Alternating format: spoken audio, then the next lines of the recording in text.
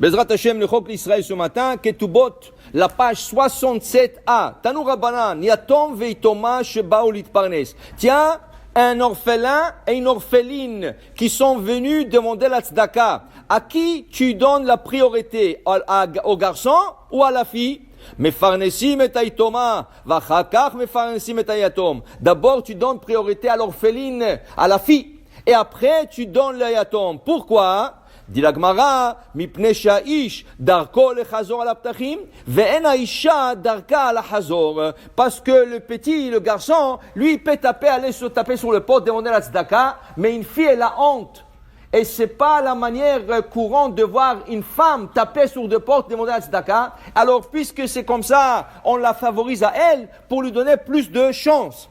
Dit la Gemara, yatom vitoma shebaou linase. Tu connais un orphelin et une orpheline qu'il faut leur marier. Il faut leur organiser le mariage. Ça veut dire les habits, le mariage, tout ce qu'il faut. À qui on donne priorité? Il dit ici, Masim et Aitoma, Vachakach Masim et Ayatom. Priorité à la orpheline avant le orphelin. Okay? Pourquoi? Car une femme est la plus honte qu'un homme. Alors elle, si elle ne se mariera pas, elle a honte, elle reste discrète, et elle ne va pas se marier, peut-être avec Shalom. Alors on lui donne la priorité à elle, tu la favorises à elle. Maintenant, si tu as plus d'argent, tu vas t'occuper de lui aussi. Mais si tu as à choisir entre l'orphelin ou l'orpheline, ou donner la priorité, c'est toujours la fille orpheline que tu favoriseras. Tanou Rabbanan, Yatom sheba lise, sochrim lo bait, ומצים לו מיטה, וכל כלי תשמישו, ואחר כך מצים לו אישה, שנאמר, די מחסורו אשר עשה לו. Quand tu veux t'occuper d'un orphelin et faire la mitzvah comme il faut, tu lui loues une maison. 1 an, tu lui donnes le loyer de la maison. Deuxièmement, tu meubles la maison. Tu mets tout ce qu'il faut, des lits, des sofas, et kelim. Tout l'ustensile de la cuisine, des marmites, des fourchettes, la côtellerie, tout ce qu'il faut, et après tu le maries. Ça veut dire que quand il se marie, il rentre dans une maison prête, et il sait que pendant 1 an, il n'a pas de souci, et Bezrat Hashem, après ça, il va s'occuper de lui-même, il va lui-même supporter. Maintenant, il dit ici, que le verset qu'on vient d'emmener, de Marsoro Asher Sarlo, dit la Gemara, ça c'est afilu sous lirkav alav. Même s'il faut lui donner un cheval, il faut lui donner un cheval. À l'époque, il n'y avait pas de voiture. Ça veut dire qu'en termes d'aujourd'hui, un orphelin, si tu veux t'occuper de lui, donne-lui une voiture. Tu n'as pas besoin de lui acheter la meilleure voiture, c'est ça, Tesla. Tu n'as pas besoin d'acheter une Tesla. Mais achète-lui une voiture normale qui puisse conduire, qui puisse se déplacer, qui puisse aller au travail et revenir. Okay? Dit la Gemara, regarde. Voilà qu'il est la zaken.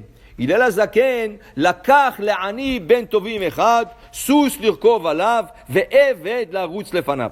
Il est la zaken, un jour il avait la tzedaka à faire, il est venu un pauvre. Mais ce pauvre-là, il était riche avant. Il a tout perdu. Il a dû avoir une crise économique, il a tout perdu. Maintenant, il est la zaken.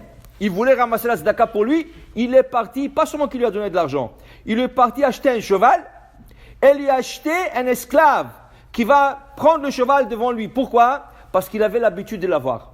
Ça veut dire que dans la tzedaka, il faut être aussi chacham. Quelqu'un qui avait des grands moyens et malheureusement il les a perdus, quand tu lui donnes la tzedaka, tu ne lui donnes pas des sous, tu ne lui donnes pas $1, tu donnes lui quelque chose qui puisse au moins avoir sa dignité. D'être un très grand riche, de devenir un pauvre, de quelques sous, tu lui enlèves sa dignité. Donne-lui à fil le sous. Et la Gemara dit, une fois, il est la zaken,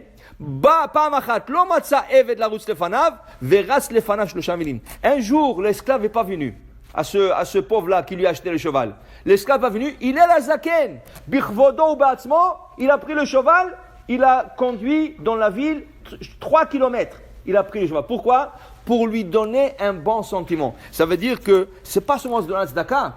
C'est donner aussi un bon sentiment à celui qui te donne la tzedaka. Celui qui était dans cette situation, il a perdu, donne-lui sa dignité. C'est la dignité de l'homme, la dignité de la personne. Alors tu ne donnes pas quelques sous, donne-lui quelque chose qui puisse aussi faire et avoir cette nahat Au moins qu'il a perdu l'argent, mais au moins qu'il n'aura pas aussi honte et il pourra faire un peu de lui-même. Baruch Adonai Le'olam. Amen.